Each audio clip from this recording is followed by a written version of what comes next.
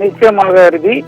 திருவள்ளூரில் அமேசான் போன்று பிளிப்கார்ட் கிடங்குகளில் இந்திய தர நிர்ணய ஆவண அதிகாரிகள் அதிரடி சோதனையை மேற்கொண்டு வருகின்றனர். குறிப்பாக குழந்தைகள் பயன்படுத்தக்கூடிய தரச்சான்றளிக்கப்படாத பிஸ்கெட்டுகள், அதே போன்று அந்த பிளாஸ்டிக்குகள், உணவு கொள்கலன்கள், உலோக குடிநீருக்கான பாட்டில்கள், சீலிங் ஃபேன்ஸ், பொம்மைகள், அதே போன்று குழந்தைகள் அன்றாட பயன்படுத்தப்படும் டயப்பர் உள்ளிட்ட பல்வேறு பொருட்கள் அந்த தரச் சான்றிதழ் பெறாமல் இருப்பதாக தெரிவிக்கப்பட்டுள்ளது.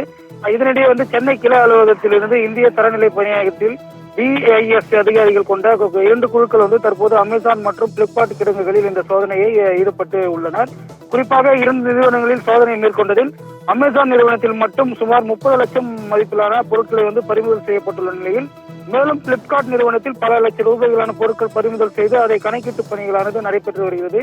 குறிப்பாக குழந்தைகள் பயன்படுத்தக்கூடிய அந்த அன்றாட பொருட்கள் எந்த ஒரு தர நிர்ணய சான்றும் பெறாமல் உபயோகப்படுத்த கொடுத்தது பெரும் ஒரு அதிர்ச்சியை ஏற்படுத்தியுள்ளது. இதனால் இப்பகுதியில் பெரும் பரபரப்பாக ஒரு சூழல் காணப்பட்டு வருகிறது. மேலும் தொடர்ந்து பல்வேறு இடங்களில் இந்த சோதனை நடைபெற்று வரும் நிலையில் குறிப்பாக எவ்வளவு பொருட்கள் பறிமுதல் செய்வார்கள் என்பதை பின்வரும் தெரிய வரும் என தெரிவிக்கப்பட்டுள்ளது.